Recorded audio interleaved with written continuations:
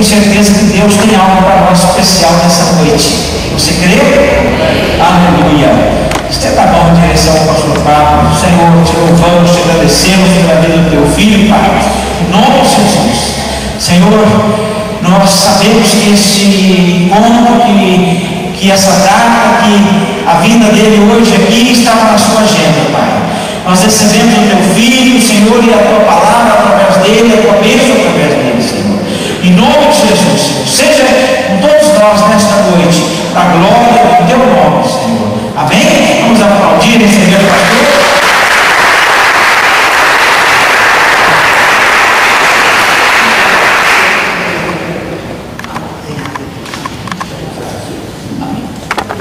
Aleluia. Salve a igreja com a paz do Senhor. Amém? Amém. Glória a Deus. Motivo de alegria, nós podemos estar aqui. Conheci o pastor Paulo semana passada, no jantar dos casais, né? Semana passada? Retrasado, né? Um servo de Deus. E fico muito feliz em conhecer mais uma família, né, pastor? Que eu creio que todos nós vamos morar no mesmo lugar, amém? Quantos creem que nós vamos para o céu? Então nós vamos juntos para a glória de Deus, amém? Eu queria compartilhar uma palavra com os irmãos no livro de Marcos. E antes de eu ler a palavra, eu já quero dar um testemunho de como que as coisas de Deus são tremendas. Vai abrir a sua Bíblia no livro de Marcos, capítulo 5. E quando eu estava na minha casa hoje, pastor, eu sempre costumo dizer para os irmãos que o culto começa já na nossa casa. Quando nós vamos sair da nossa casa, nós já oramos a Deus, colocamos as nossas necessidades e falamos: Senhor, fala conosco. E Deus, Ele fala conosco, não somente através da sua palavra, mas também no louvor, ou Ele usa um irmão, uma paz do Senhor, para falar conosco. E Deus me levou a separar uma oferta dentro da minha carteira, que eu achei que era a oferta que eu tinha que ofertar ao Senhor nessa noite.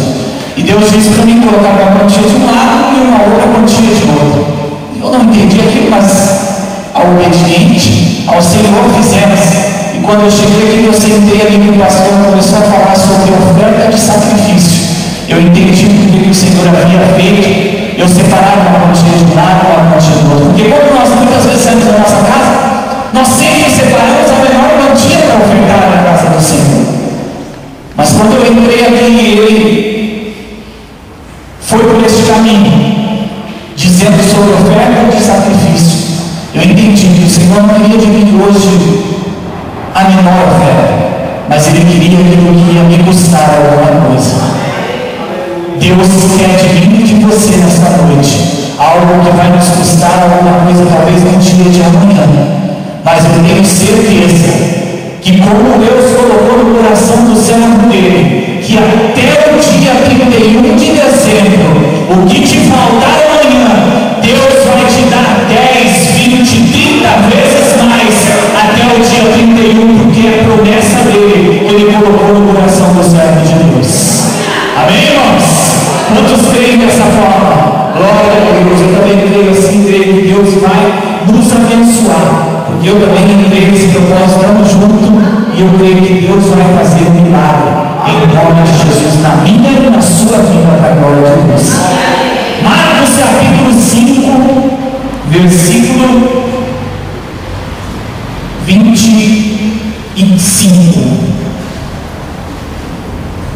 Todos encontraram? Amém? A palavra do Senhor nos diz assim: e certa mulher que havia 11 anos tinha um fluxo de sangue, e que havia padecido muito com muitos médicos e despendido tudo quanto tinha, nada lhe aproveitando. Isso antes indo à tua, ouvindo falar de Jesus, veio por detrás. Então a multidão tocou na sua vestimenta, porque dizia: se tão somente tocar nas suas vestes, sararei. E logo se lhe secou a fonte do seu sangue, e sentiu no seu corpo estar já curada daquele mal. E logo Jesus, conhecendo que a virtude de si mesmo saiu, voltou-se para a multidão e disse: quem tocou nas minhas vestes?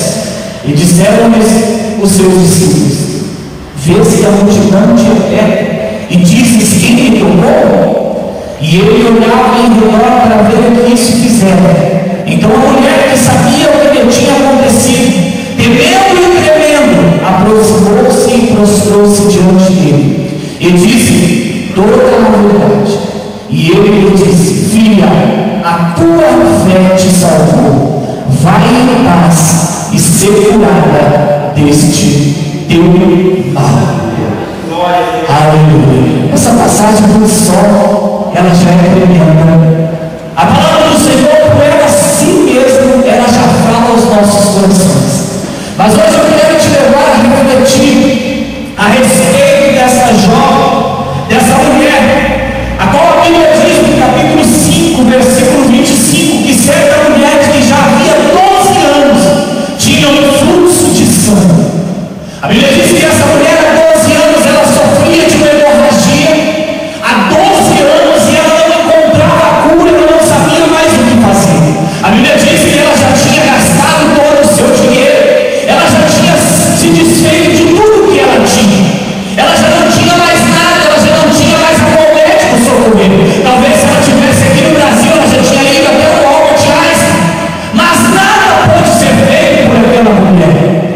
E esse propósito dessa campanha de educação estava falando, muitas vezes na nossa vida acontece realmente como aconteceu com essa mulher. Quando não conhecemos a Deus, quando não sabemos quem é Jesus, quando nós acreditamos muitas vezes no Jesus que está preso no madeiro, que não tem olho, ele tem olho ali, mas não te vê, ele tem mãos, ele não pode te tocar, ele tem pé, mas não pode andar. Muitas vezes, quando nós estamos nesse conhecimento, nós fazemos como essa mulher. Quando vem a enfermidade, nós gastamos todo o nosso dinheiro com os médicos. Muitas vezes procuramos socorro, às vezes até dentro de um centro de macumba, e aquele pai de santo diz para mim e para você: vai até algo, não sei aonde, faz isso, faz aquilo, gastamos o nosso dinheiro.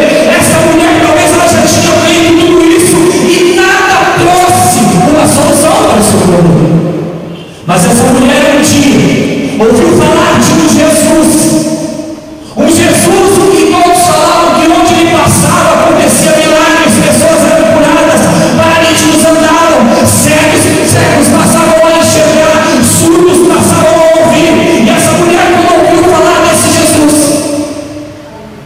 ela não pensou nas dificuldades, ela não pensou nos impedimentos, ela não pensou no que a sociedade ia falar dela, porque uma pessoa nesse tempo, quando ela tinha hemorragia, no caso dessa mulher, ela tinha que ficar num lugar separado, ela não podia ficar no meio do povo. Havia um lugar separado para que essas mulheres, quando estavam com fluxo de sangue, tinham que ser separadas. Mas essa mulher, quando ouviu falar de Jesus, ela não pensou que talvez algumas pessoas olhassem para ela e vissem que ela era uma mulher impura e imunda. Assim é, segundo a lei. Ela não pensou em nada disso, ela só pensou em uma coisa: eu tenho que chegar até Jesus. Eu tenho que tocar em Jesus, porque somente se eu tocar nele, eu tenho a certeza que eu serei curado. E eu quero te dizer uma coisa nesta noite. Um tempo na minha vida, na vida da minha esposa, um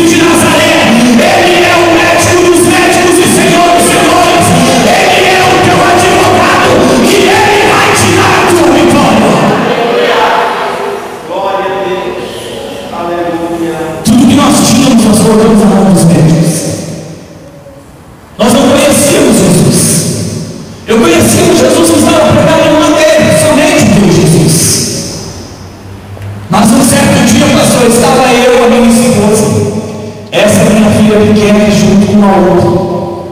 Ela sentada no meu colo, a Carolina sentada no colo da minha esposa. E nós esperamos aquela médica que era a nossa única esperança.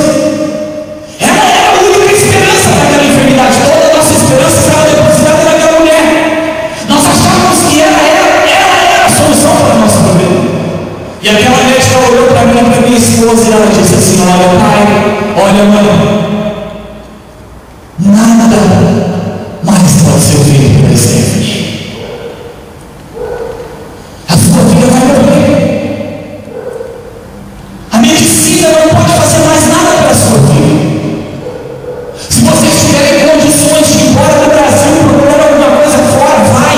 Porque aqui no Brasil eles não dão incentivo nem mesmo para estudar essa doença da sua filha. A sua filha em 4 anos, no máximo, ela vai morrer. O chão se abriu. A nossa esperança, a única pessoa que era a nossa esperança, disse que não podia fazer nada por mim, nada pela minha filha. Talvez você colocou a sua esperança em pessoas, talvez você colocou a sua esperança em alguma coisa, e nada tem resolvido o seu problema. Mas eu quero te dizer, talvez se você colocar a sua esperança no Senhor, se for como o pastor diz assim, não oferte para o pastor, não oferte pensando que você vai ajudar a igreja, oferte para o Senhor, porque é Ele quem pode resolver o teu problema, é Ele quem pode solucionar a sua causa, é Ele quem pode te dar a vitória nessa noite. Porque quando nós confiamos no homem, nós ficamos frustrados. Pegamos então, chegamos em casa, eu e minha esposa, não sabíamos o que fazer. A Stephanie começou a ter alguns problemas respiratórios.